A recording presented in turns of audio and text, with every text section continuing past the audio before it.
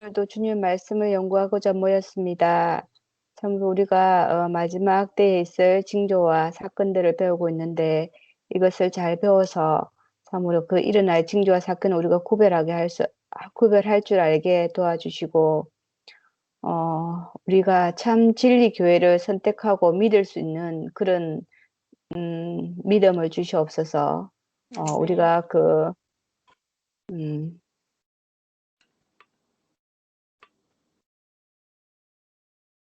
음, 거짓 그리스도, 작은 뿔, 세상에서 돌아가는 그런 것들을 보면서 우리 하나님과 더 가까이 있어야만이 우리가 저 하늘 본향을 바라볼 수 있고 영원한 희망이 있음을 우리가 알게 하여 주시옵소서. 예수님 이름으로 기도드렸습니다. 네. 자, 감사합니다. 오늘은 계시록 13장 선악의 대쟁투 예언의 시각으로 음모를 벗어나라. 음모에서 벗어나라. 자, 기억절 계시록 13장 17절 시작. 누구든지 이 표를 가진 자 외에는 매매를 못하게 하니 이 표는 곧 짐승의 이름이나 그 이름을 수라. 그럼 매매를 못하게 되면 살아갈 수 있겠어요? 이 세상에서? 못 살죠. 자급자족만 하려면 너무 힘들 것 같아. 그럼 어떻게 되겠어요? 표를 받아야지.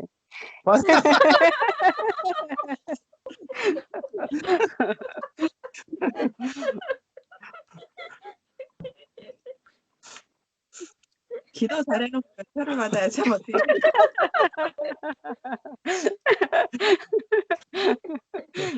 자, 이상수 지사님 어떻게 표를 받을 거예요? 말 거예요? 어떻게 할 거예요? 이 땅의 고통은 잠시라고 했으니 안 받아야죠. 영원한 것을 위해서. 말은 잘해요.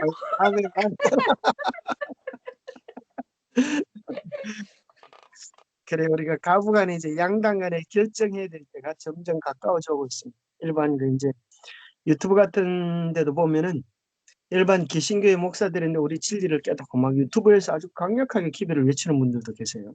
제가 조금 전에 여러분 단톡방에 올려놨는데 참 그런 것들을 보면서 이 세상의 마지막 사건들이 어쩌면 그죠? 어쩌면 보세요. 이런 것 같아요. 산불이 있잖아요. 산불이 그죠? 날만 하다가도 불이 나면 며칠 사이에 산을 다 태울 수 있어요. 이게 무슨 말인가 하면 마지막 징조들이 언제 일어나나 그렇게 보이지만 막상 일어나면 신속하게 일들이 진행될 수 있다는 거예요. 그렇겠죠? 그래서 우리가 이제 우리의 마음을 이 마지막 사건들을 잘 연구하면서 오늘 내가 진리의 바른 기초 위에 섰을 때에 양당 간에 선택하는 게 어렵지 않아요. 그렇죠? 그런데 이제 우리의 마음이 늘 세상에 있다가 갑자기 떠나라 그러면 롯의 아내처럼 몸은 가는데 마음이 매여 있어가지고 자기도 모르게 얼굴이 돌아갈 수밖에 없어요. 그래서 중요한 것은 우리의 몸이 어디 있느냐도 중요하지만은 우리의 마음이 어디를 향하고 있는가. 우리의 마음의 무게를 저울질해 봤을 때에 어떤 사람은 그 마음이 세상을 향한 무게는 엄청 무게감이 실리는데 하늘에 대한 생각들과 가치는 너무 적어서 달랑 들릴 수가 있어요. 세상과 비교할 때 그의 마음의 비중에서. 그래서 우리는 이런 세 가지가 있을 수 있겠죠. 첫 번째는 하늘을 선택하는 사람, 두 번째는 땅을 선택하는 사람, 세 번째는 땅도 하늘도 다 선택하고 싶은 사람. 지금 어떤 사람들이 섞여 있게 살지만 땅도 살고 하늘도 살아야 되지만 우리가 어느 날 그때가 되면 어떻게 될까요? 땅을 포기하고 하늘을 전적으로 하늘을 선택해야 될 때가 올 수 있습니다. 그래서 우리의 마음을 늘 하늘 중심으로 살아가는 연습들을 해야겠습니다. 아멘. 자, 선악의 대쟁투의 역사적 진행. 여기 보면 이제 계속적으로 그죠? 용과 여자의 싸움이었죠. 그래서 창세기부터 시작된 이 싸움이 애굽, 아수르, 바벨론, 페르시아, 헬라, 로마계로 나타났어. 마지막 때 과연 이제 적 그리스도의 자리에 누가 등극하고 마지막 싸움들이 어떻게 진행될 것인가 우리의 관심을 모으는 내용입니다. 자, 이상순 이사님 한번 1번 해보세요. 가서 여기 기억절 말씀에 매매를 못하게 한다는 것과 짐승의 표, 이 표가 어떤 표인지 이거에 대한 이해를 좀 더 하면 좋을 것 같아요. 표가 안식일 아니에요? 안식일이냐 주일이냐? 표가 안식일이다. 아닌 것 같던데. 아닌가? 일단 짐승의 표는 이렇게 뭐 이렇게 개신교 뭐 이렇게 뭐 배교한 개신교? 배교한 개신교라는 뜻이 뭐예요? 그리고 배교한 게 뭐죠? 어제 저도 이렇게 공부하다가 응. 배교한 게 뭐지? 이렇게 뭐 하나님을 대적하거나 하나님의 법을 변경하고 그런 건가? 배반, 배신 들어봤죠? 예. 배신은 이제 믿음을 이제 서로 믿는 우정이 있었는데 거기에 대하여 배신한 걸 배신이라고 그러고 교회의 가르침과 정통적인 원리에 대해서 등을 돌리는 걸 배교라 그러죠. 배교. 하나님의 진리의 말씀에 대하여 등지는 것을 배교라 그럽니다. 자, 그래서 우리 이상훈 목사님 말씀했던 것처럼 본질적으로는 하나님의 계명을 지킬 것인가 사람의 계명을 지킬 것인가 이것이 이제 하나님의 백성의 참표와 짐승의 표가 되어져요. 근데 실제적으로 이제 이 세상에 나타날 모습은 어떻게 나타날지는 확실히 우리가 알 수는 없어요. 왜 그런가 마치 예를 들어서 어떤 사람이 이걸 이제 바코드라고 얘기할 수도 있고 그런 사람이 있잖아요, 그죠? 바코드. 그렇게도 얘기하는 사람도 있고 또 예를 들어서 코로나의 백신으로도 나타날 수 있을까요? 가능성은 있어요. 그냥 그거 가지고 그렇다라고 얘기하기 어려워요. 무슨 말인지 알겠어요? 예를 들어서 이제 전염병이 막 도지면서 이것 맞지 않으면 죽는다. 그죠? 예. 이거 맞지 않으면 당신 죽습니다. 그렇게 하면서 이제 문제는 이게 뭐가 연결이 될 때 짐승의 표가 되는 거냐면 이제 안식일과 일요일 그것과 더불어 연관될 때 짐승의 표가 되는 거예요. 예를 들어서 지금 이제 자연 환경 막 이런 것들 생태계 위기 또 이런 것들이 막 심각해져요. 그렇다고 해서 이제 예를 들어서 그거 이제 질병을 대한 예방으로 백신을 맞으십시오. 그럴 때는 우리가 맞을 수 있어요. 그죠?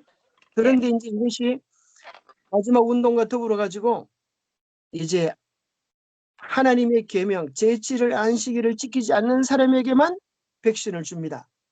이렇게 하면 먼저 우리가 그걸 맞을 수는 없죠. 뭔 말인지 아시겠어요? 예. 저는 백신 나와도 안 맞을 것 같은데.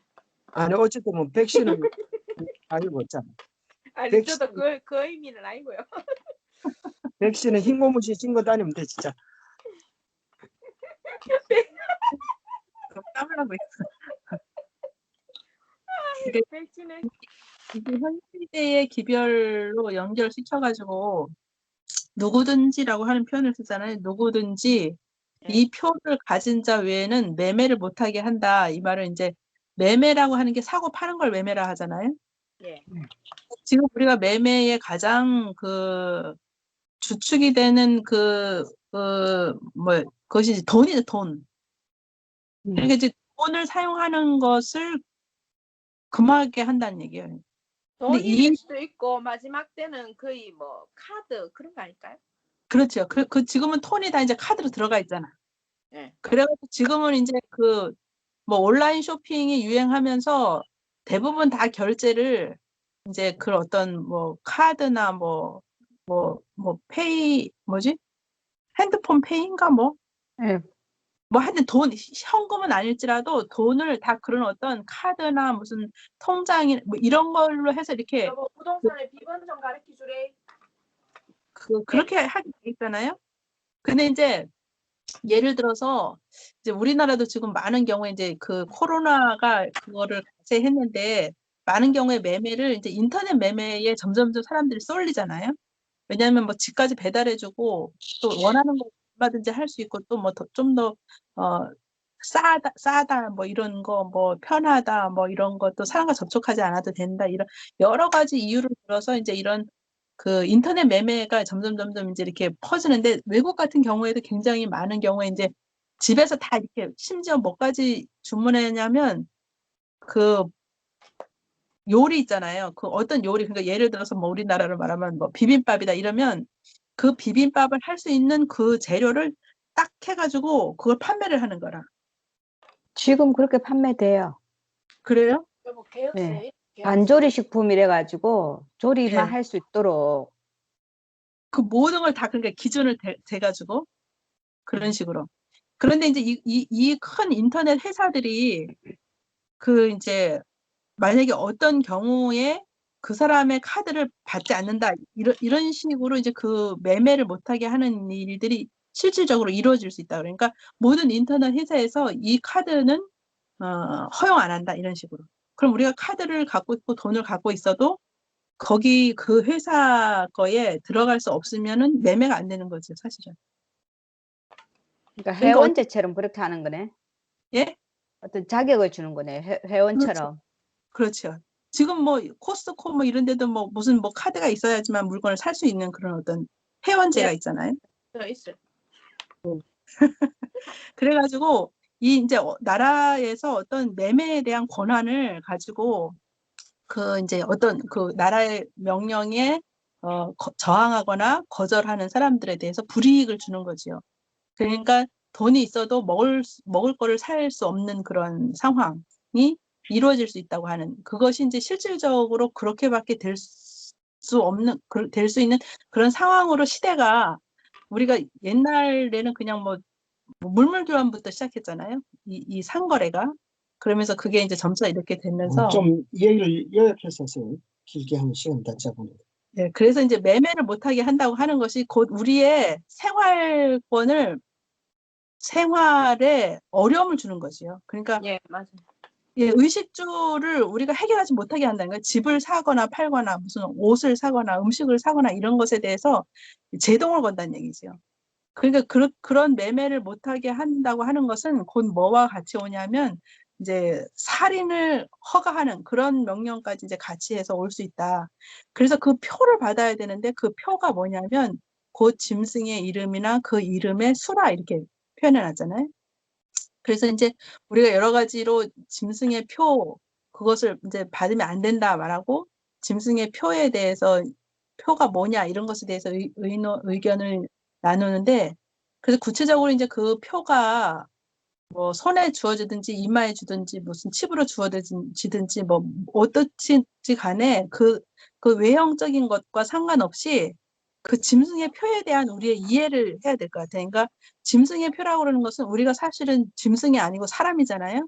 사람임에도 불구하고 하나님께서 사람에게만 고유하게 주신 그 자유의 의지, 종교성, 어떤 이런 것들에 대해서 이제 그런 것들을 이제 어떤 법이나 이런 것으로 거절하는 거죠. 그러니까 사람이 올바른 이성을 가지고 이제 하늘과 교통하고 자유의 의지를 가지고 종교를 선택하고 이런 문제에 정치와 이 종교가 서로 이렇게 결탁해가지고 그런 것에 대해서 영향력을 행사할 때 우리 교회에서는 이제 그것을 무슨 일요일 휴업령 뭐 이런 말로 이제 그 표현을 하기도 하지만 어쨌든 이것은 이제 그 사상의 싸움인 것 같아요. 그러니까 어떤 사상을 내가 받아들일 것인가. 그 지난부 사경에서도 그 창조론 사상, 창조 신앙이다. 진화론이 아니고 진화 신앙이다. 이렇게 얘기하잖아요. 그러니까 우리가 창조 신앙을 갖고 있느냐, 아니면 진화 신앙을 갖고 있느냐에 따라서 알게 모르게 여러 가지 영향이 행사된다는 거지.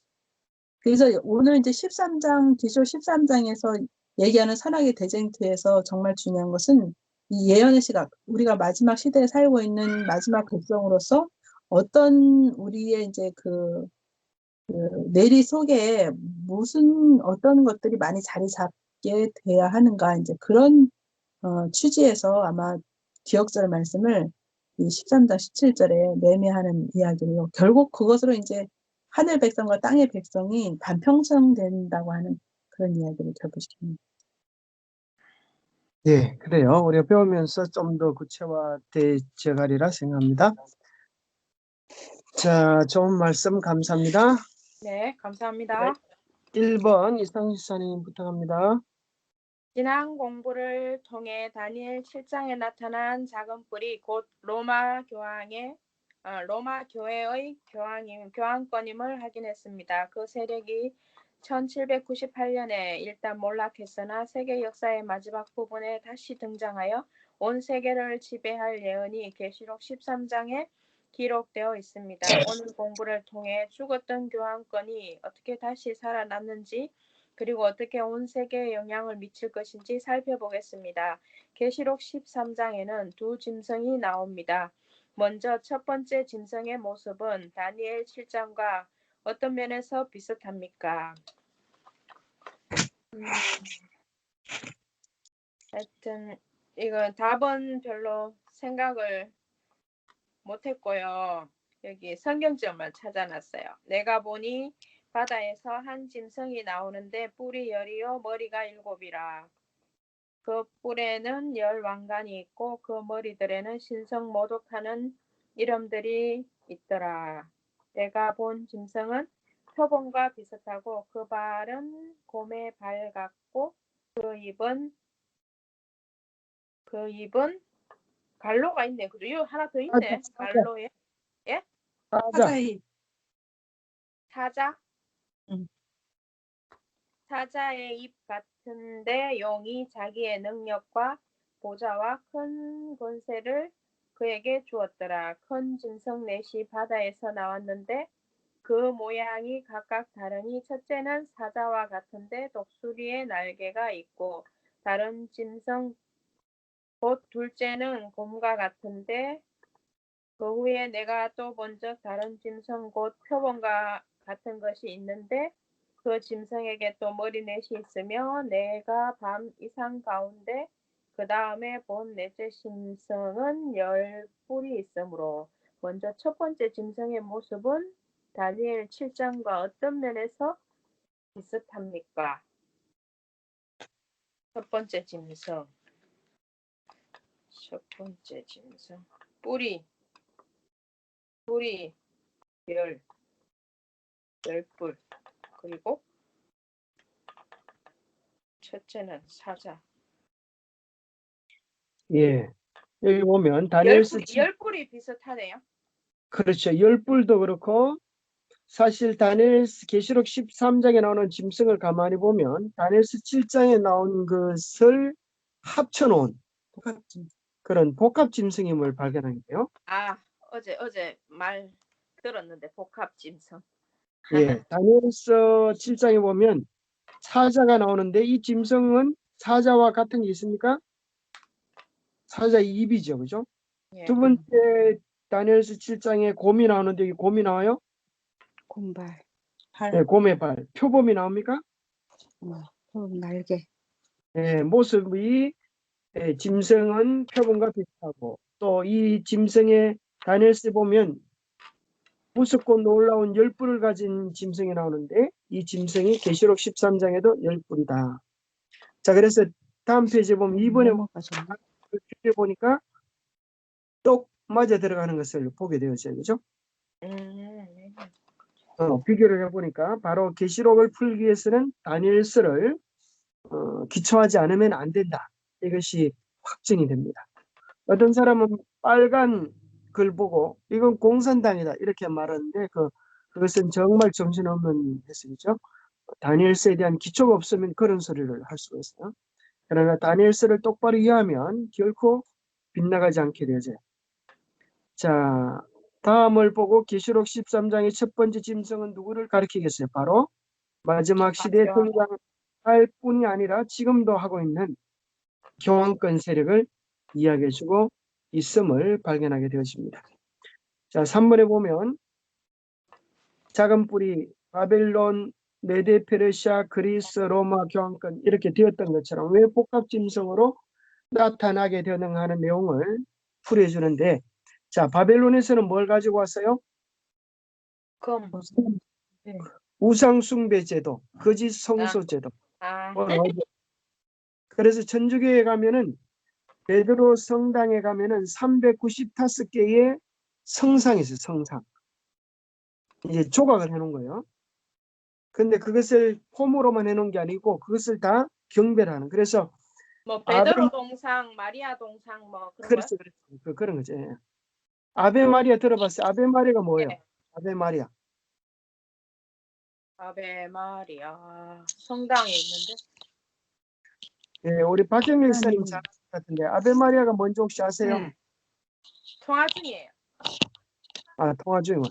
금요일날요. 예. 그래요. 아니, 그게 이제 거지는 금요일. 아베 마리아가 무슨 뜻일까요? 이상준 네. 이사. 네. 모르겠는데요. 생각이 안 나. 어머니 입원하기 전 금요일. 아베 마리아. 성모 마리아. 성모 자. 마리아. 아베 마리아는 이제 그 노래죠. 이게 일반적으로 잘 알려진 노래이기도 한데, 그래서 마리아를 향한 기도문을 노래로 만듭니다. 왜 마리아를 향한 기도가 아, 음. 마리아를 통하여 복을 빌는 거예요. 복을 빌고 이렇게 경배의 대상으로 마리아를 공경하는 겁니다.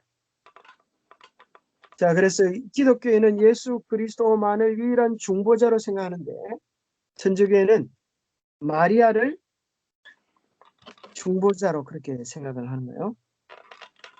신부도 그렇게 생각하는 거 아니에요? 그러면? 아닌가? 그렇죠. 그런 신부도 그렇죠. 고해성사하면서. 자, 그 다음에 페르시아에서는 뭘 가지고 왔어요? 두 가지를, 두 가지 크게, 뭐 여러 가지가 많지만 페르시아에서는 뭘 가지고 왔어요? 태양 숭배와 유혈 점수. 예, 그렇죠. 그래서 일요일을 예배하는 그 풍습을 페르시아로부터 가지고 왔습니다. 자, 헬라로부터 가져온 건 뭘까요? 헬라. 그리스로부터. 철학.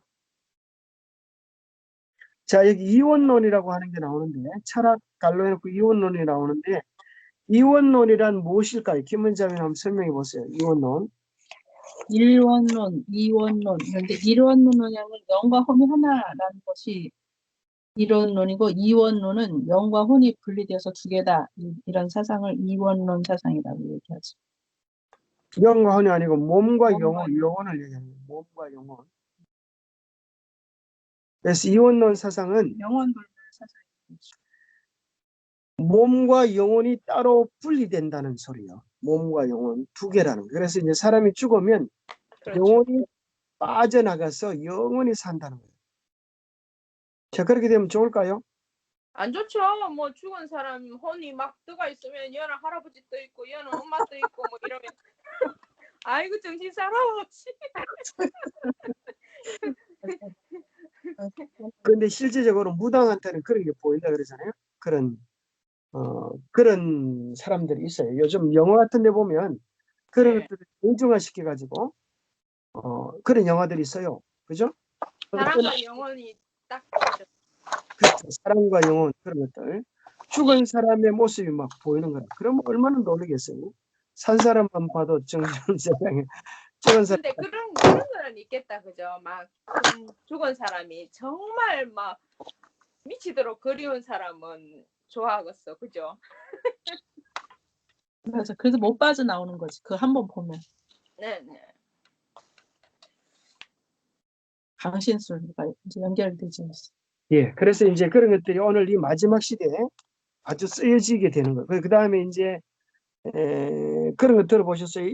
그 무협 소설도 있다가 그다음에 요즘 나오는 거는 뭔가 하면은 이런 거 나오죠. 뭔가 하면은 귀신을 쫓는 테마사 들어봤어요? 테마사. 들어봤어요. 예. 이혼 이혼 사상. 요새 일반 전화도 울리네. 내 전화기가 자기하고 뭐가 이상한 것 같고. 귀신을 쫓는 테마사가 뭐예요? 귀신을 쫓아내는 테마사. 그런 얘기 안 들어봤어요? 저는 모르는 게 너무 많은 것 같아요. 아니, 나도 몰라. 이게 뭔가 하면은 그 이제 오멘 영화 알아요? 오멘 영화. 아싸, 영화 볼 거 하나 생겼다. 그럼 뭐 무서웠어. 밤에 잠도 못 자. 이제 계시록에 나오는 계시록에 나오는 짐승의 표 666을 나도 보지는 않은 것 같은데 이제 뭐 요즘 유튜브 같은 데 보면 그 영화를 요약해서 나와요. 요약해가지고. 그래서 이런 뭐 666이 있는데 이걸 갖다 이제 사람들이 이제 영어로 만든 거예요. 실제 뭐 그런 성경적인 것은 상관이 없지만 성경적인 데서 아이디어를 빼와가지고 이제 만드는 그런 것들이 사실은 작품화된 것들이 많죠. 이제 그런 것들 속에 이제 뭐가 나오냐면, 자, 천주교는 이런 것들을 실제적으로 성경에 보면 이제 귀신 쫓아낸다는 거 있잖아요. 귀신 쫓아내. 예수님이 귀신, 그 네. 축사라 그래? 축사? 뭐 그렇게 귀신 쫓아내는 은사가 있다 그래요. 예수님이 그렇게 하신 것도 나오는데 이제 천주교에서는 신부가 그런 일을 대행하고 일반 퇴마사 또 중국 영화 같은 데 보면 그런 것도 많이 나오잖아요. 그죠? 막 귀신 쫓아내고 뭐 하는 그런 것들. 우리나라에도 옛날에 그런 것들이 많이 있었어요. 이런 것들이 바로 영혼 불멸 사상을 체계화시켜가는 도움을 주는 그런 내용들이에요. 어떤 사람에게 이제 귀신이 씌이면 제정신이 아니고 그 귀신의 정신이 그에게 들어와서 귀신처럼 그렇게 행동하죠. 그런 것들을 쫓아내는 것 같다. 이제 근데 이제 그냥 쫓아내는 것도 그냥 쫓아내면 되는데 막 기도원 같은 데 가면 막 때려가지고 사람을 그냥 그렇지 생사람을 막 귀신 죽이려다가 사람을 죽이잖아요. 실제 그런 일들 있죠. 그래서 우리가 바른 그런 것들을 잘 구분하지 못하면 아주 교묘하게 섞여가지고 그런 쪽으로 물러갈 수 있어요.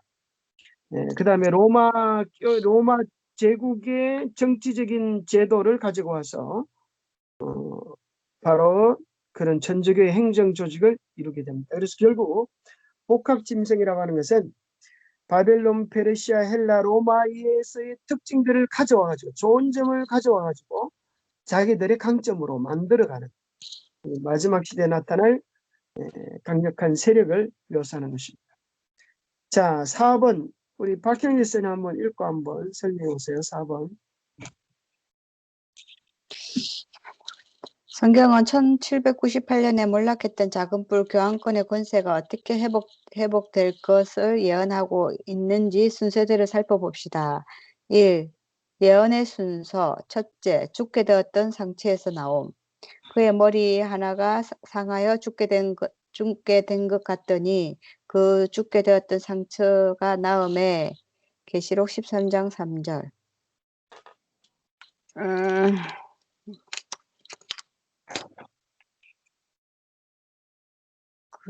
잘 모르겠던데요. 이거 무솔리니 가스파리 역사적인 로마 협정 조언 이거에 이제 나와 있는데 무솔리니는 1929년 이탈리아 파시즘과 가톨릭 교회의 제의를 열렬히 추구했습니다. 위의 사진은 바티칸시를 로마 내의 주권 국가로 인정하는 라테란 조약에 서명하는 가스파린 추기경과 무솔리니입니다. 라테란 조약으로 108에어커의 교황령을 획득했으며 이 협약에 따라 가톨릭 교회가 정식으로 이탈리아의 국거가 되고 교회가 승인한 교육과 결혼에 관계되는 법률 등이 개정되었으며 모든 교회 법인체의 면세권을 인정하게 됩니다. 어디 갔나? 무솔리니 뭔지 잘 모르겠어요. 추기경. 자, 자, 이름이에요? 네, 가스 사람, 파리 추기경이고 무솔리니는 이 사람도 사람 이름이에요. 네, 사람 이름이에요? 그럼 이 사람 어디 나라 사람인데요? 이탈리아. 이 사람이 이 로마 교황권을 그 나라로 인정해줘요? 이 나라에게 땅을 주는 거예요. 땅을. 로마 교황권에게 이 나라가 땅을 준다고요? 예, 땅에 대한 권한을 인정해 주면서 이 사람이 러시아인가? 무솔리니. 나중에 좀 조사를 해봐요. 무솔리니에 대해서. 실질적으로 역사적으로 있었던 유명한 협약입니다. 그걸 무슨 협약이라 그래요? 라테란 조약. 라테란 조약 하면서 그걸 좀 찾아보세요. 그래서 자, 먼저 여기 보면은 머리 하나가 죽게 된 것 같더니 그랬어요. 그 머리 하나가 죽게 된 것 같더니 이게 무슨 말일까요? 왕이 하나가 이제 나라 하나가 없어진다? 그렇죠. 머리 하나라는 말은 이제 권세, 그죠? 지도청 혹은 나라 하나가 죽게 되는 고통을 당해야 되겠죠. 죽게 한참 죽었다가 반 죽었다가 그 죽게 되었던 상처가 나아서 회복이 되는 거예요.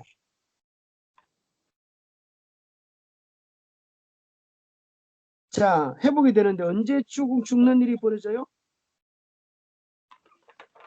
예, 1709. 교황이 옛날에 왕애한테 무릎 꿇고 1798년 몰락했던 뭐 교황권의 권세가 맞습니다. 자, 맞아요.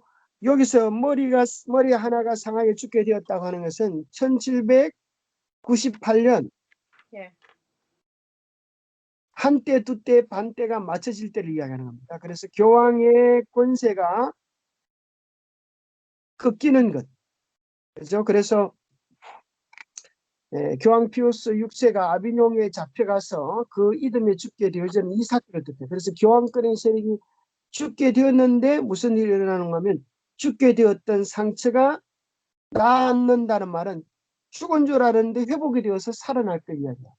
자, 라테란 조약에 대해서 자, 우리 그럼 회복시키는 라테란 조약에 대해서 한번 읽어보세요. 우리 김원재 장관님이 읽어보세요. 라테란 조약은 그 1929년 2월 11일 이탈리아 왕국과 바티칸 시국 왕국이 라테리노 양 궁전에서 체결한 조약으로 교황 바오로 2세와 파견한 로마 교황청 대표 가스피리와 이탈리아의 수상 무솔리니가 교섭에 나선 이후에 맺은 조약이다. 이 조약은 국제적 의의를 지닌 정치적 조약으로 두 개의 의정서와 부속의 재무 첩정서로 구성되어 있다. 이 조약은 바티칸 시국을 독립시키는 내용의 조약이었다. 무솔리니가 그거네요. 이탈리아의 수상이었네, 그 당시에. 예. 그렇게 해서 이제 독립국가로 인정해주면서 국가도 이제 차지하게 되고 이제 주권을 유지하게 되는 거예요. 그 나라로서 이제 등장하게 되는 거죠. 자, 그것은 마치 뭐와 비교가 되는가 하면은 예수님이 죽었다가 부활하셨던 것 같이 천주교회도 그걸 따라하는 거예요. 죽었다가 권세가 회복이 되어지니까 두 번째 무슨 일이 벌어지는가 하면 온 땅이 이상히 여겨 그를 따르고 하는 일들이 이제 계시록 13장에 나오는 그 내용이 이루어져요. 그래서 오늘날에는 전 세계 최고의 정신적인 지도자로 또 모든 종교, 정치, 그것이 중심에 교황이 등장하게 됩니다. 자, 세 번째 예언 순서는 뭔가 하면 자, 마지막 때 정치와 경제, 종교가 통합되어질 때 무슨 일이 일어나는가 하면 이제 종교가 권세를 가지게 되면 자기의 사상과 다른 세력들을 핍박하게 되죠. 3번에 보면 성도들을 핍박할 것이다. 그랬어요. 이런 거 보면은 정치하고 종교는 떨어질 수가 없다, 그죠? 우리 재단에만 정치에 뭐 관여 안 하지.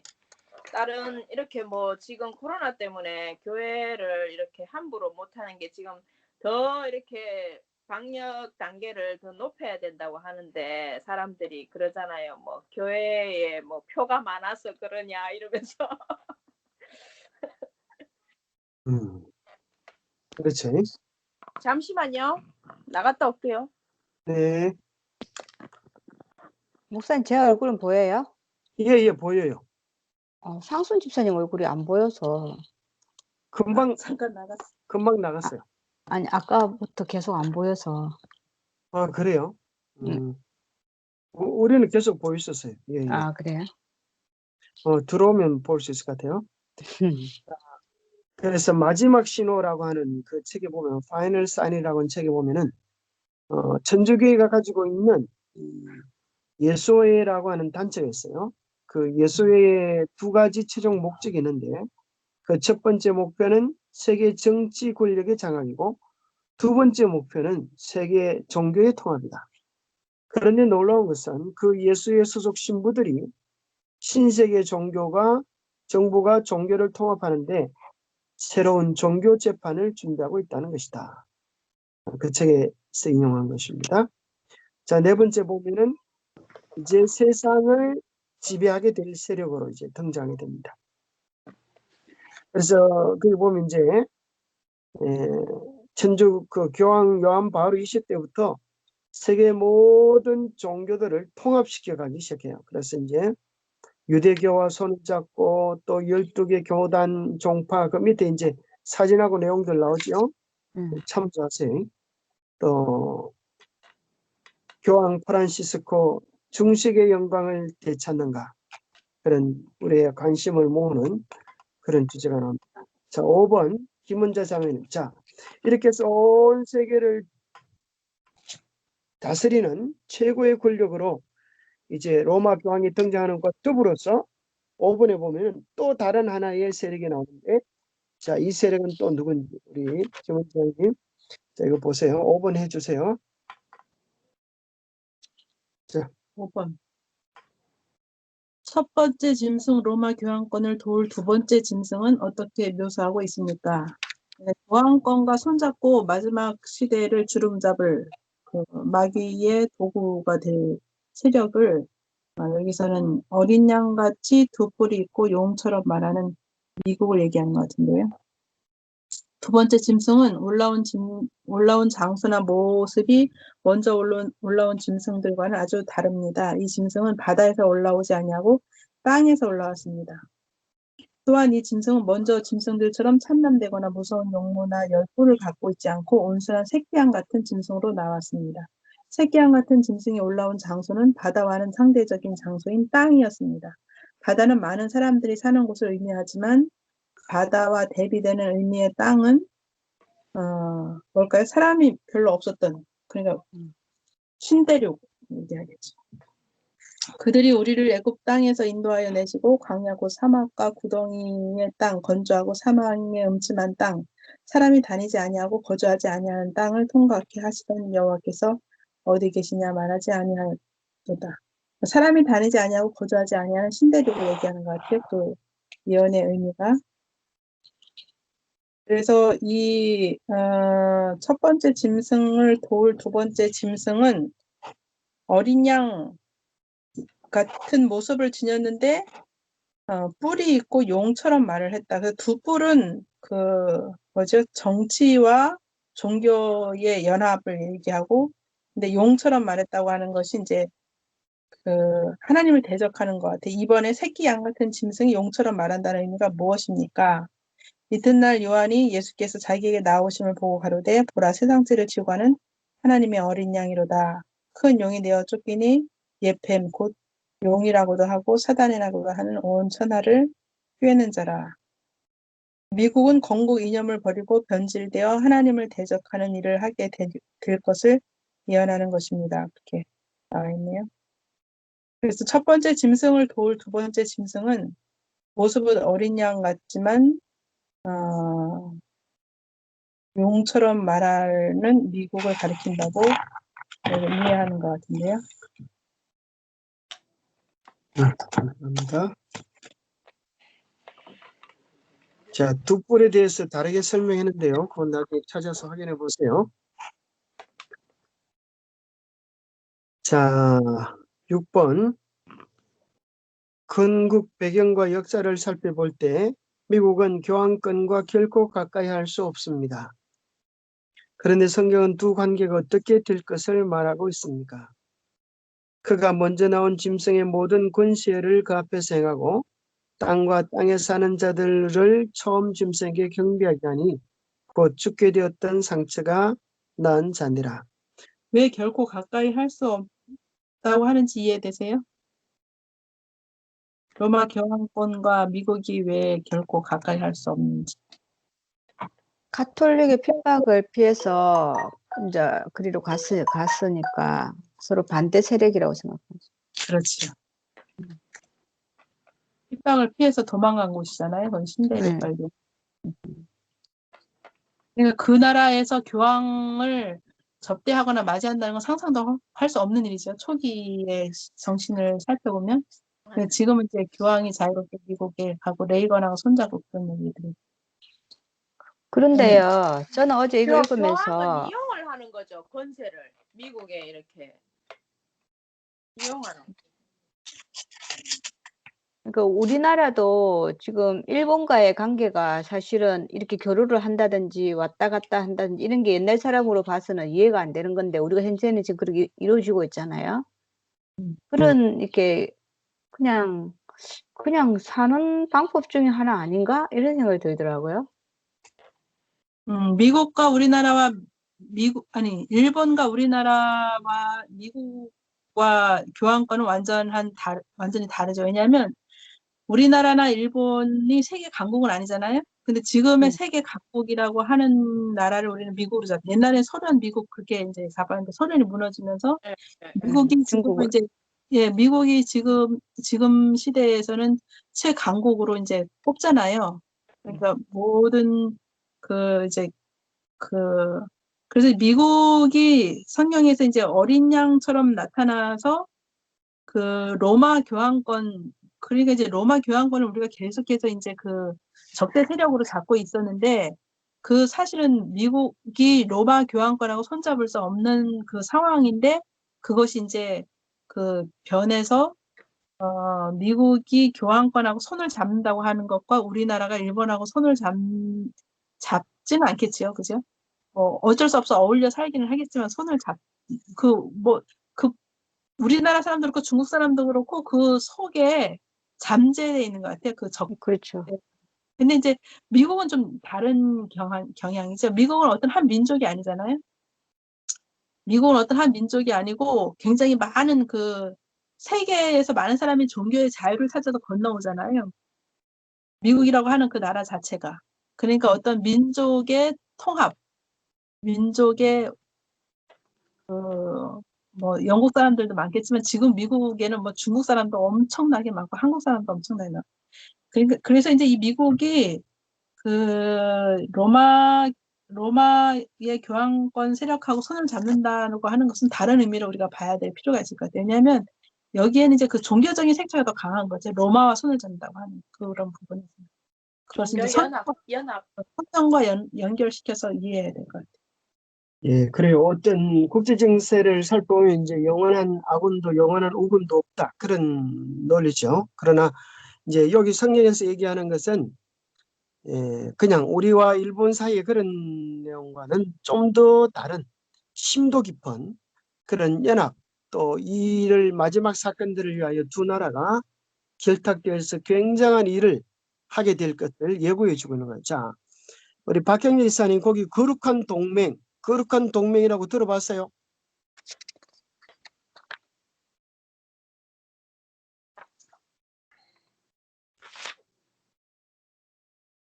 어디에 거룩한 동맹이 있죠? 우리 책에는 없는 거 아닌가? 책에 나오는데 그대로 예습을 안 하셨구만요. 7페이지. 다르네. 책이 7페이지에서 한 페이지 더 넘겨보세요. 8페이지에 6번에 보면은 이제 여러분 그게 안 나와요? 이렇게 네모집 해가지고 홀리 얼라이언스 레이건하고 요한 바로 2세 사진이 적혀 있고 예, 있어요. 있어요. 타임지. 그 옆에 보면은 거룩한 동맹이 나오죠. 예. 홀리 얼라이언스 해가지고 그게 이제 1982년 이거예요. 그렇지. 1982년 바티칸에서 미국 대통령 레이건과 교황 요한 바오로 2세가 만났습니다. 비밀리에 만났고 10년 이상 그 비밀이 유지되었습니다. 1992년 2월 24일 타임 잡지에 두 사람이 만났던 기사가 상세하게 보도되었습니다. 표지 제목은 거룩한 동맹이었고 두 사람 사이에 동맹을 맺었다는 것입니다. 예, 그 거룩한 동맹이 나오죠. 네. 요 부분만 빼고 읽었네요. 밑에는 읽었는데. 그러게 참 공부를 예습을 잘 하시네요. 쏙 빼놓고 중요한 건. 자, 이 제가 거룩한 무슨 얘기를 했는지 밝혀지지 않았다 돼 있잖아요. 밑에 내용에 자, 있는데. 자, 뭐 친분을 갖게 된 계기 있고 자 이게 뭔 소리 잘 모르는 모양이다, 그죠? 자, 아니 우리 친분을 갖게 된 계기는 두 사람 다 총살 뭐 그래서 살아났다고. 음, 근데 이제 그 교황의 총살 사건은 교황청에서 꾸민 일이라고 음. 그렇게 돼 있던 것 같은데. 그렇죠. 그래가지고 도서관에서 두 명이 만나가지고 뭐 했다 그래요?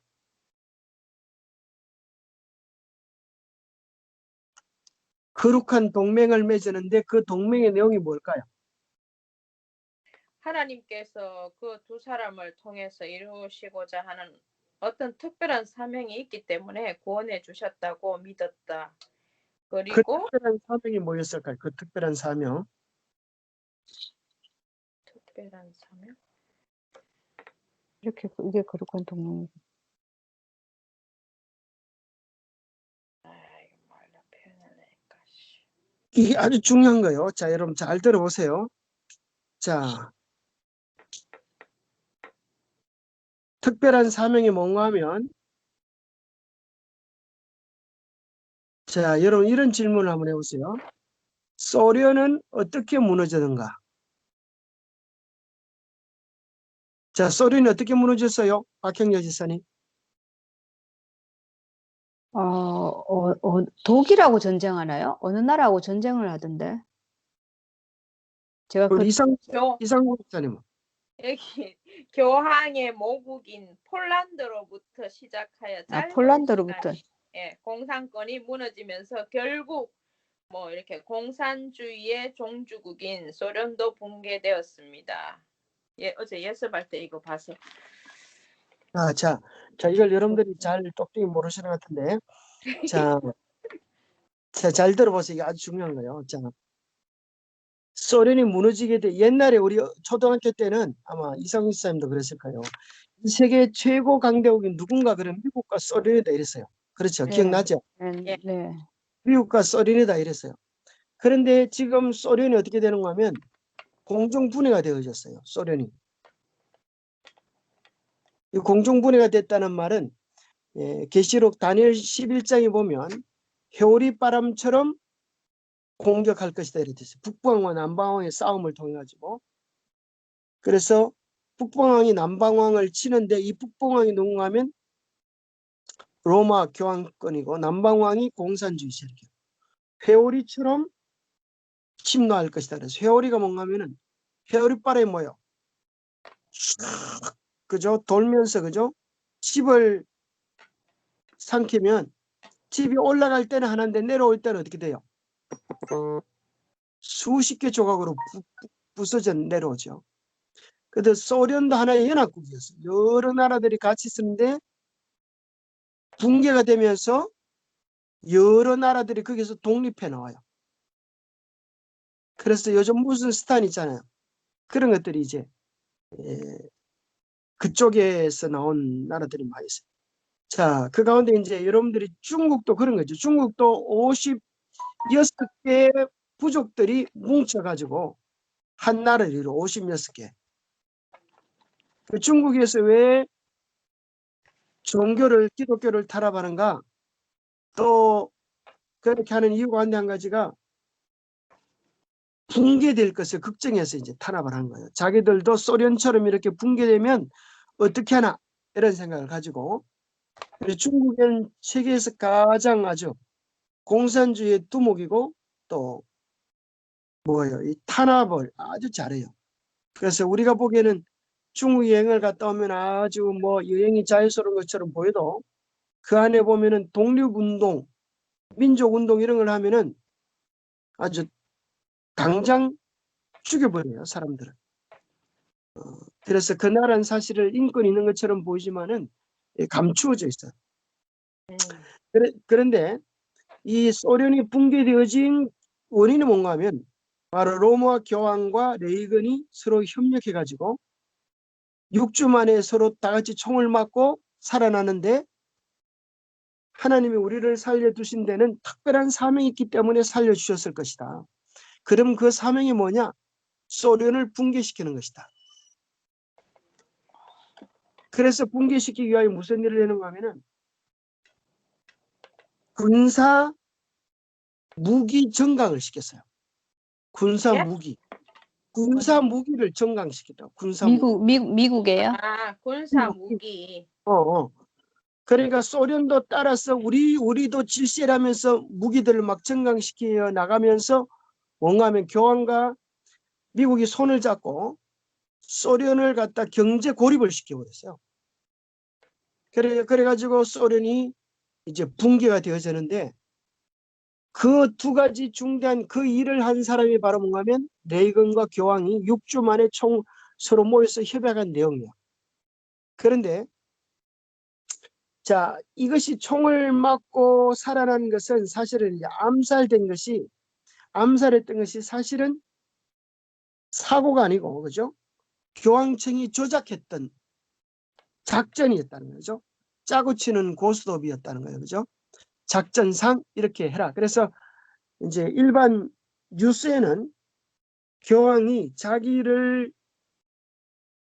자기에게 총을 싼 아그차를 용수해 줬다. 예. 그러니 야, 정말 대단한 자비의 사람이 아닌가 생각하지만, 사실은 조선일보 1994년 8월 8일자에 뭐라고 나와 있어요? 지난 총 1년 교황 바오로 2세 저격 사진은 교황청 고위 인사들이 지시한 것이다. 교황청 관리들이 범인인 아그차에게 총을 쏘되 죽이지는 말도록 지시했음이 밝혀졌다. 예, 여기 참 놀랍죠. 교황청이 그죠? 총을 쏘되 죽이지는 말도록 지시했음이 밝혀졌다는 거예요. 그럼 이 모든 전략을 누가 짠 거예요? 교황, 천주교 교황이 짰는데, 사실은 이 모든 계획을 누가 사실은 궁극적으로 짜는가 하면 로마 교황청 위에, 교황 위에 또 누가 있어요? 누가 있을까요?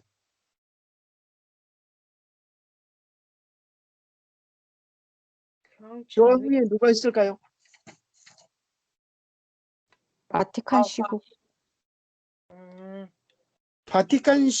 바티칸시라고 하는 그 나라의 최고 권위에 앉은 사람이 교황이에요.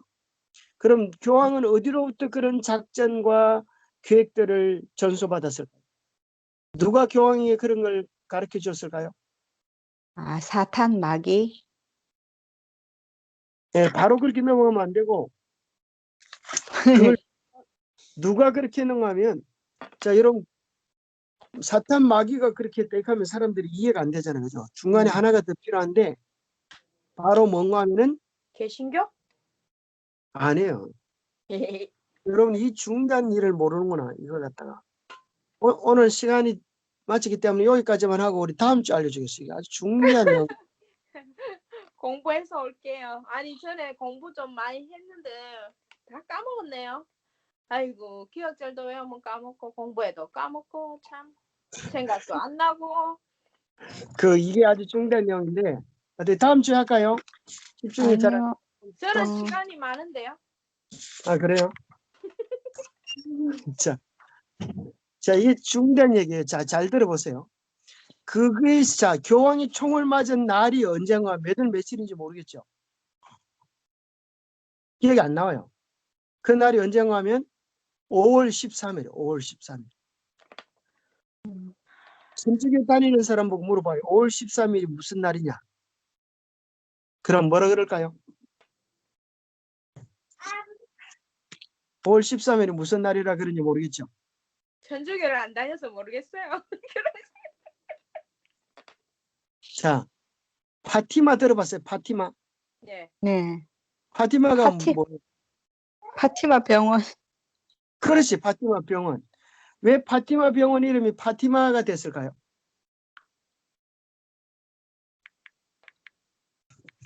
파티마 병원은 어디서 운영하는 병원이에요? 카톨릭. 천주교인갑네. 천주교에서 운영해요. 자, 그러면 파티마 병원 그럴 때는 파티마의 굉장한 뜻이 있기 때문에 병원 이름을 그렇게 짓겠죠. 그죠? 이름을 아무렇게나 짓지 않을 거 아니에요. 그죠?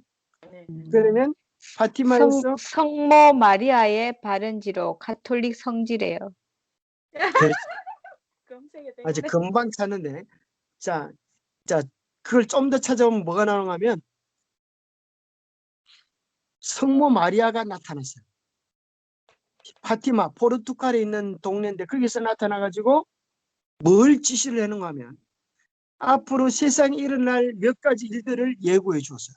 거기는 3명의 아이에게 그 가운데 한 아이가 수녀가 되고 그때 들었던 내용을 교황청의 비밀 문서에 보관해 놨는데 그 내용 중에 한 가지가 뭔가 하면 공산주의가 무너지는 바로 이 교황이 총을 맞는 이 얘기를 벌써 수십 년 전에 예언해 놓은 거예요. 놀랍죠, 그죠? 그래서 천주교는 5월 13일을 무슨 날이라고 하는가 하면 마리아의 날, 마리아의 날. 마리아의 날, 기적의 날, 마리아의 날. 그래서 그 날이 그러면서 이제 뭐가 되는가 하면은 이 마리아가 이게 이제 모든 것의 여왕 마리아 이런 우와. 책도 있어요. 저기 뭐 마리아가 이제 이 세상에 나타난 여러 가지 기사들을 모아놓은 책이에요.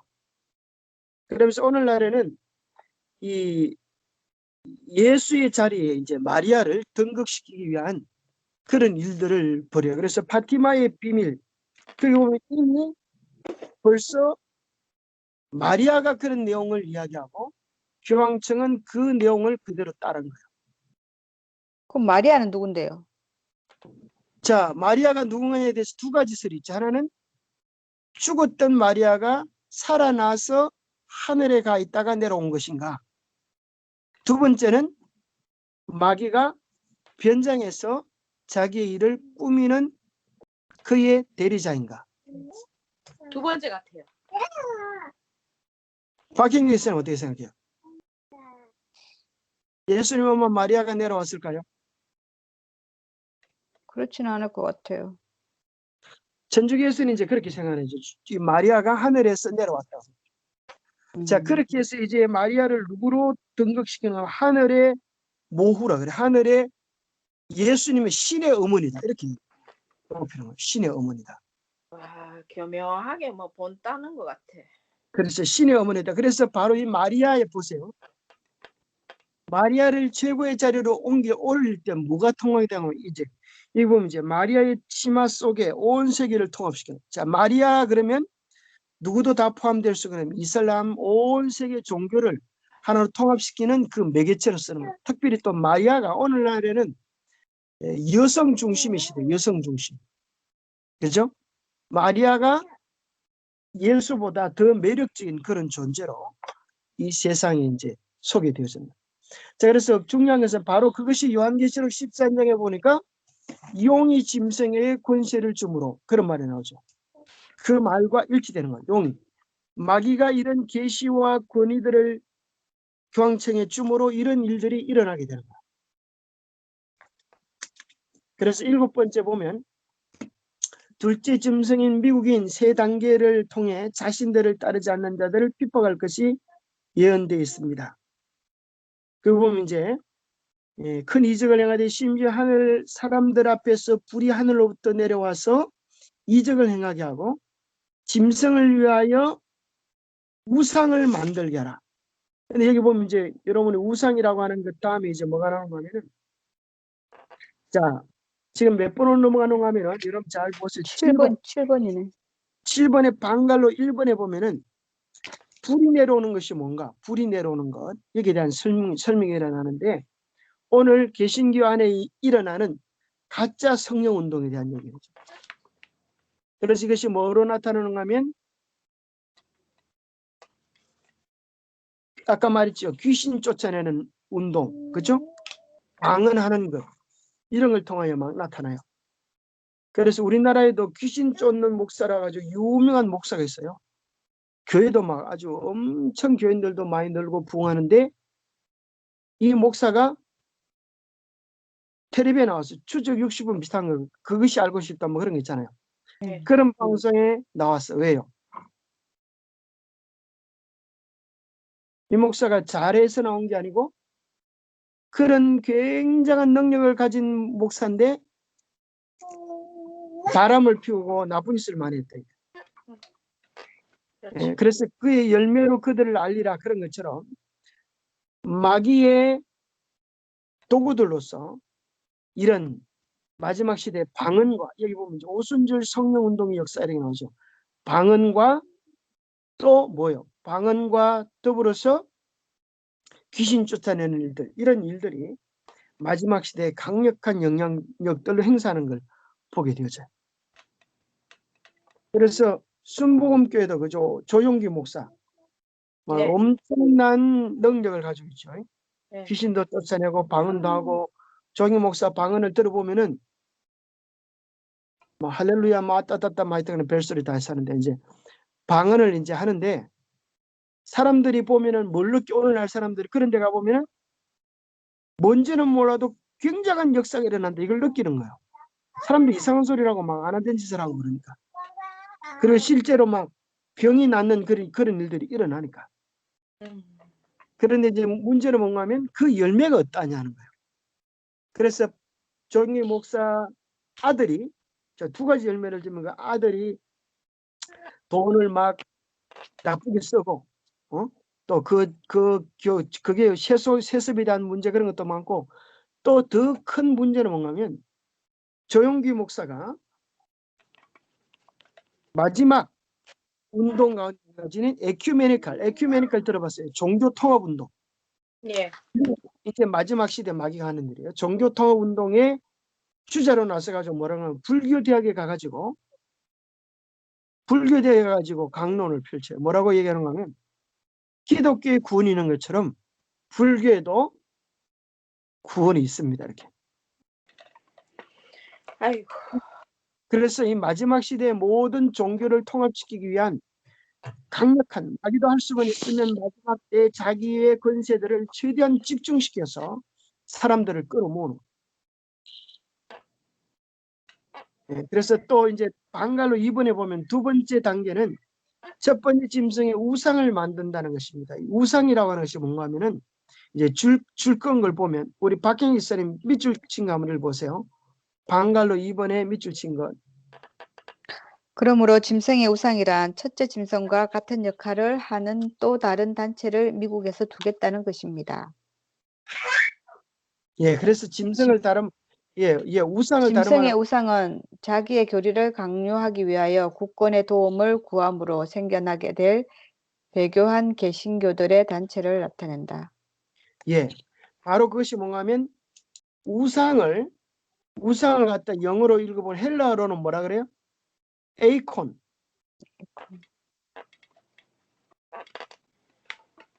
에이콘 들어봤어요? 에이콘. 오늘 처음 들어봤어요. 이미지. 또 여러분들, 이미지. 여러분들이 그거 하면 있잖아. 그죠? 자, 이게 뭔가 하면 여러분들이 쉽게 말하면은, SNS, 이 카톡에서 하다 보면 여러분 모양 이미지를 새로 만드는 걸 뭐라? 아이콘이라고 하죠. 아이콘. 네. 예. 아이콘. 또 옛날에 영어 하나 나왔죠. 아바타. 예. 아바타가 뭐예요? 아바타. 나랑 똑같은 이곳이 다른. 있지만, 나는 이곳이 있지만은 내가 기계를 통하여 저쪽에 또 다른 형상으로 나타나는 거라. 아바타가 그런 거예요. 아바타. 그와 같이 원래 짐승이 있지만은 짐승을 도와주는 또 하나의 부속품, 그런 세력들이 많이 등장한다는 거예요.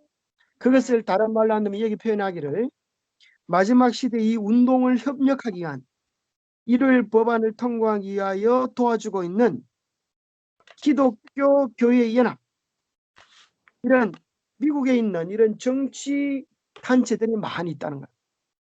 그래서 교황권을 밀어줄 만한 기독교 연합, 이런 단체들이 엄청 많아요. 다른 말로 하면, 여러분들이 이런 소리는 들어봤죠? CCC 들어봤죠? CCC가 아니고 뭐지? CCC가 아니고 뭐지? CCC는 기독교고, 그 어디 갔어? 자, 여러분, 요거 지금은 행복하십니까? 이거 여기 보면은, 자, 여기 보면은 뭐가 나오는가 하면 제일 마지막 8과에 보면은 WCC 들어봤어요? WCC? 예, 예. W WCC가 뭐예요? 유럽 뭔가? 자, WCC가 뭔가 하면 세계교회협의회예요. 세계교회협의회. 자, 이런 것들, 세계교회협의회인데 내용은 세계교회를 연합시키려고 하는 좋은 일들이구나 생각되지만, 그 배후에 누가 조정을 하는가 하면 로마 교황청이 조정을 하는 거예요. 그래서 WCC, KNCC, 뭐 여러 이런 조직체들이 여러분이 알지 못하는 엄청난 세력들이 이미 세계의 종교, 정치 이런 것들 하나로 묶어가고 있어요. 단어로 묶여가고 있는 거예요. 그래서 그런 것들이 이제 우상으로 변돼 있습니다. 자, 여러분 이 내용들을 잘 읽어보면 그런 것이 나옵니다. 자, 그 다음에 이제 결국은 짐승의 방갈로 3번에 보면은 짐승의 표는 오른손이나 이마에 표를 받게 되는 것인데, 표는 즉 짐승의 표, 즉 교황권의 권위적 상징이 되는 대표적인 표시를 이야기하는 것입니다. 자, 짐승의 표를 알기 전에 먼저 하나님의 표가 무엇인지를 알아야 되겠어요. 계시록 7장에도 그렇고 하나님의 백성들에게 하나님의 뭘 받으라? 인을 받으라. 하나님의 인과 반대되는 것이, 그러니까 하나님의 인을 모르고서는 짐승의 표를 이해할 수가 없어요. 자, 우리가 어떻게 하면 하나님의 것이 돼요? 우리 이상순 집사님 보람이한테 이제 너는 우리 가족이다, 너는 내 거다 하는, 이제 사랑하면 둘이인 거 그러죠. 아마 두영 씨를 품에 안고 그러지만 당신은 내 거야, 딴 여자한테 마음 주지 마, 그럴 수 있잖아요, 그죠? 예. 그러면 또 두영 씨가 너도 내 거야, 딴 남자한테 마음 주지 마, 이렇게. 내 거라는 것이 뭔가 하면 인, 예, 반지. 그죠? 커플링이 되기도 하고, 인이라고 하는 것은 도장이에요. 도장. 도장을 어디다 찍어요? 내 뜻에, 내 소유에, 그죠? 그런 것처럼, 그럼 하나님의 백성의 참된 인은 뭐예요? 계명. 우리가 어떻게 하면 하나님의 것이 될까요? 나는 법을 지켜야죠. 나는 하나님의 것이랍니다. 어떻게 해서 하나님의 것이 됐어요? 자, 믿음으로. 자, 우리 박형자 집사님도 아들이 있던데, 아들이 왔다 갔다 하던데, 그 아들이 어떻게 해서 박형자 집사님 아들이 됐어요? 내가 낳아서. 그렇죠. 자, 첫 번째는 낳으면 내게 돼. 내 자녀가 되죠. 두 번째는 내가 안 낳아도 내게 될 수가 있어요. 어떻게 하면? 입양하면. 그 가슴으로 낳는다 그러죠. 요즘 용어로. 자, 결국은 우리도 하나님의 자녀가 되는 데는 두 가지예요.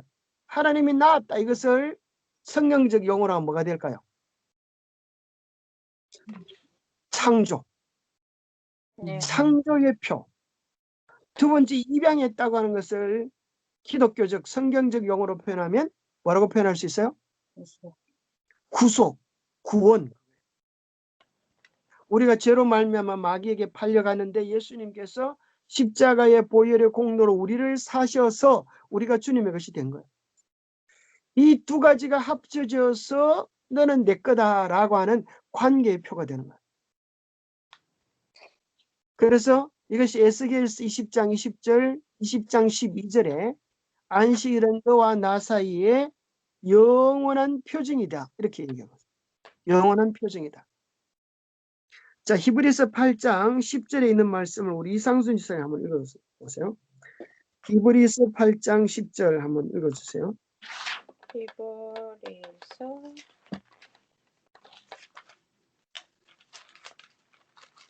8장 10절. 또 주께서 이르시되 그날 후에 내가 이스라엘 집과 맺은 언약은 이것이니 내 법을 그들의 생각에 두고 그들의 마음에 이것을 기록하리라. 나는 그들에게 하나님이 되고 그들은 내게 백성이 되리라. 예. 하나님과 당신 백성 사이에 뭐가 있어가지고 너는 내 거다. 우리는 하나님의 백성입니다. 뭐가 있어서 그렇다고요? 그들의 법. 마음에 하나님의 법이, 하나님의 법. 그 가운데 특별히 뭐가 그 인의 자리를 차지하는가 하면 네 번째 계명 제7일 안식일이 바로 뭔가 하면 창조의 표, 구속의 표, 관계의 표, 충성의 표로서 하나님의 인의 자리를 차지하게 됩니다. 그래서 바로 마지막 대쟁토가 뭔가 하면 안식일과 하나님이 당신의 권위의 표로 정하신 제7일 안식일과 일요일에 대쟁토가 일어나는 거예요. 그래서 단순히 보기에는 날짜의 싸움 같지만 그것은 누가 내 마음의 주인인가의 싸움이에요.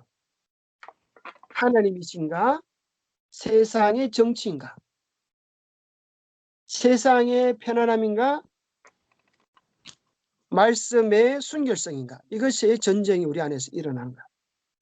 이것이 다니엘서에도 일어났죠. 다니엘서 4장에 보면 금신상에게 절하는 것이 나와요. 그죠? 불구덩이 속에. 자, 똑같아요. 그죠? 이 신상에 절하지 않으면 풀무불 속에 던져 넣으리라. 짐승의 표를 받지 아니하면 매매를 못하게 해서 죽게 하겠다. 그런데 누가 다 경배하는데, 다 금신상에 경배하는데 누가 경배하지 않아요? 다니엘과 새 친구. 그래, 풀무불에 던져 넣는데 어떻게 새까맣게 탔어요? 아니요. 아니요. 어떻게 됐어요?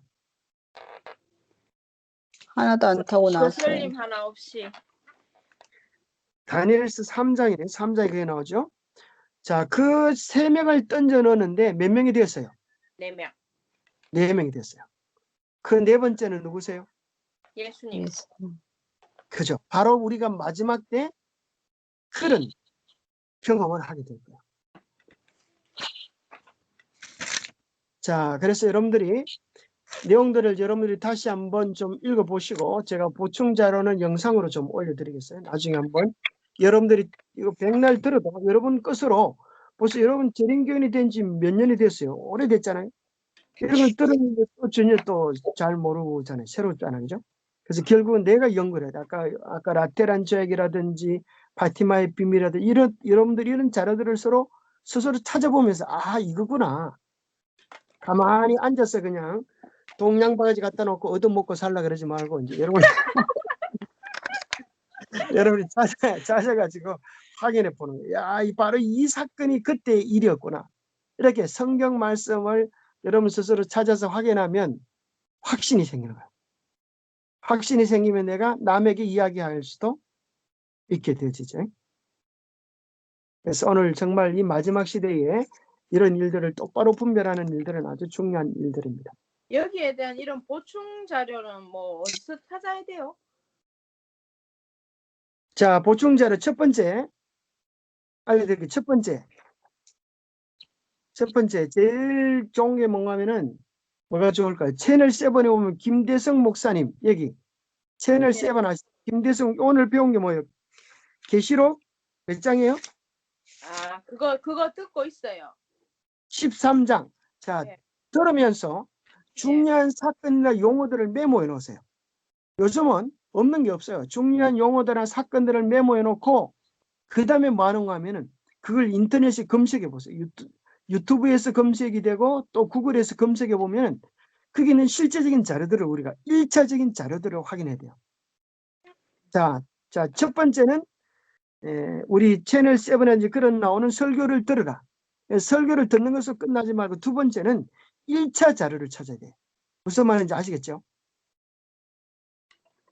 그래야 내가 진짜로 이런 일이 있었구나. 여기에 대한 확신이 들어요. 어떤 사람은 이제 성경을 쭉 가르치는데 그거는 뭐 그 교회에서 재림교회에서 하는 소리죠. 세상에 그런 일이 어떻게 일어날 수 있어요? 이렇게 말하는 사람들이 많이 있어요.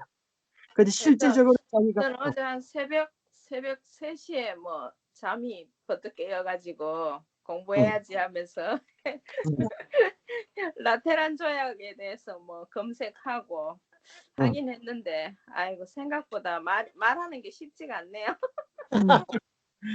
그래 열심히 하시네요. 자, 그래서 그런 일차적인 자료를 찾아보는 거예요.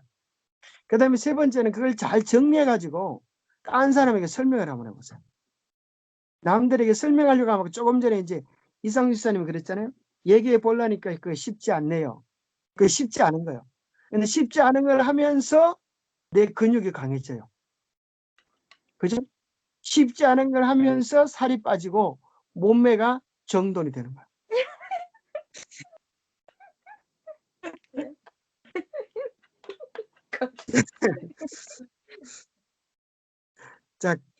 자, 그래서 이제 이 마지막 시대는 그죠? 여러분 텔레비 앞에 앉아 있을 시간이 없어요. 텔레비 들어보면 막 웃겨주잖아요, 그죠? 그런데 그건 킬링 타임이에요. 우리의 시간을 빼앗아가는 거예요. 저 시간을 죽이는 거예요. 이거 공부하면서 그거 우리가 언젠가 다니엘 한지 얼마 안 됐잖아요, 교과. 예. 네. 그거를 다시 복습하고 있거든요. 그래요. 세 번째는 그죠? 그 이제 자기 자료들을 찾아보고 또 뭐 할 수가 있는가 하면 책들, 그죠? 책들을 연구해 보면 좋아요. 그 시대적인 역사 배경을 가진 책들, 실제적인 책을 사서 보면은 여러분들이 더 확신을 가지게 되고. 또 뭐가 있을까요? 책이라고 하는 게 참 좋죠. 그 다음에 또 여러분이 베들레헴 성경, 예. 베들레헴 성경은 다 가지고 있죠. 핸드폰에 깔아놓죠. 예. 베들레헴 성경을 가지고 실제적인 성경 장절이 설명하는 내용들을 확인해 봐요. 그 다음에 또 우리 채널이라고 하는 것이 있어요. 채널 아세요? 박경자 지사님? 아니요. 채널 21요? 채널 21.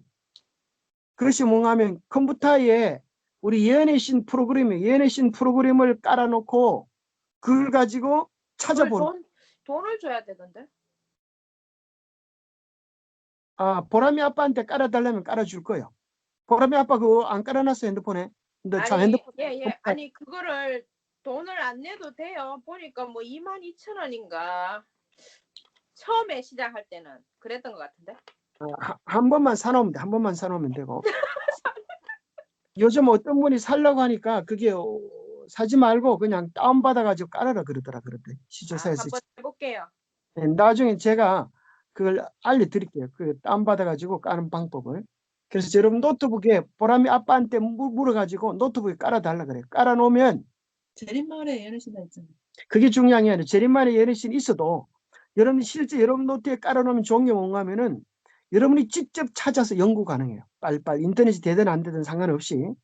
그래서 여러분들이 실제적으로 이제 안식일 또 하나님의 인 이런 것들을 여러분이 알고 싶은 문제들을 채널에서 검색을 하면 다 나와요.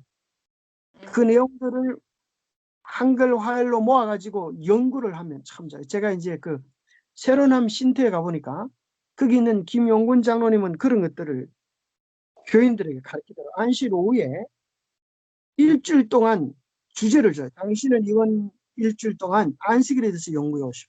영혼 불문에 대해서 연구해 오시오. 연구 방법은 뭔가 하면 채널에서 그 단어를 찾아서 연구해 보면 되는 거예요. 믿음으로 하는 의가 뭔지 연구해 보시오. 그래가지고 안식일 오후에 모여서 발표하십시오. 이렇게 하는 거예요. 그런 거 실제 좋네요. 그게 대학원 공부예요. 실제 여러분들이 남에게 듣는 게 아니라 내가 연구해가지고 서론, 본론, 결론해가지고 발표하면서 여러분 신앙이 엄청 증가될 수 있습니다. 맞아. 일단 내 신앙이 먼저 발전이 있어야지. 그래서 채널을 설치해가지고 깔고 연구하면 그 정도만 연구해도 여러분 탁월한 지도자가 돼요. 그 교회 안에서. 그래서 여러분들이 이제 여러분 스스로 연구하는 그런 힘을 좀 주면 좋겠다고 이연사 목놓아 외칩니다. 자, 마지막 이야기 마치겠습니다. 자, 박수 쳐야지 그 정도면. 자. 감사합니다. 마지막 요약 한번 읽고 기도하고 마치겠습니다. 자, 박경지 집사님 1번, 이상지 집사님 2번, 김은재 장로님 3번. 요한계시록 13장에 등장하는 복합짐승에 대해서 살펴보았습니다. 복합짐승은 다니엘 7장에서 등장한 네 짐승들의 모습이 합쳐진 모습을 보여주며 네 제국들의 역사를 걸쳐서 내려온 문화, 종교, 정치의 모든 영향들을 표현한 것입니다. 계시록 13장의 첫 번째 짐승은 죽은 상처가 났고 모든 백성에게 경배를 받은 모습을 통해 교황권이 다시 살아나서 온 세상을 매력적으로 사로잡는 예언을 볼 수 있습니다. 이러한 예언 공부를 통해 계시록 13장에 나타난 첫 번째 짐승에 대해 이해하셨습니까? 네.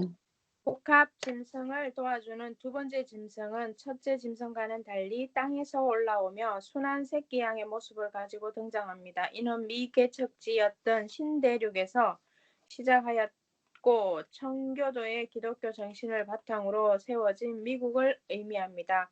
미국은 건국 이년부터 로마 교회와 결코 가까이 할 수 없는 관계이지만 계시록 13장은 두 세력의 협력을 예언하고 있습니다. 이 예언은 근대 현대에 이르고 성취되고 있는 것을 확인하였습니다. 당신은 성경에 확실히 예언된 이 사실을 믿고 마지막 시대를 맞이하고 있는 성도로서 사단의 음모에서 벗어나기를 원하십니까? 예. 첫째 짐승과 둘째 짐승은 이적, 강신술과 짐승의 우상, 정치와 연합한 배교한 개신교와 짐승의 표, 세상을 사랑함으로 선택한 일요일 숭배를 이용하여 하나님의 백성을 미혹하고 있습니다. 당신은 성경을 통해 예언한 사실을 확인함에 따라 짐승, 교황권과 배교한 개신교의 세력이 마지막 때에 세우는 음모에서 벗어나 하나님의 편에 서서 승리하기를 원하십니까? 예. 예. 자, 감사합니다. 잠깐 질문 있으면 나중에 또 카톡으로 질문하시고 잠깐 기도하고 네. 마치겠습니다. 하나님 아버지, 오늘 이 시대에 정말 마지막 시대임을 깨닫고 우리의 마음과 생각들을 주의 말씀에 집중하게 하시고 온전히 주님의 것이 되기 위하여 우리 자신을 전적으로 주님께 드리게 하여 주시옵소서. 아멘. 이 시대를 바르게 분별하게 도와주시고 어느 것이 빛이며 어느 것이 어둠인지 우리가 무엇을 해야 할지 말씀 속에서 우리의 갈 바와 할 바를 알게 하여 주시옵소서. 아멘. 참으로 이 세상의 마귀는 불안과 염려로 먹고 살기에 대한 염려들로 우리의 삶을 얽어매고 있습니다. 하나님, 우리가 바라봐야 될 것은 잠시 후에 사라질 세상의 영광이 아니라 영원한 하늘의 영광임을 깨닫고 참으로 마음을 들이고 시간을 투자하여 주의 말씀을 연구하고 우리 자신을 살필 수 있도록 도와주시옵소서. 아멘. 하나님의 특별한 은혜로 우리의 마음을 이끌어 주셔서 마지막 진리의 주자들로 우리의 삶이 쓰여질 수 있도록 주님 도와주시옵소서. 아멘. 주님의 특별한 은혜와 인도하심이 우리 모두와 함께하여 주시옵기를 우리 주 예수님 이름 의지하여 간절히 간구하옵나이다. 아멘. 네, 감사합니다.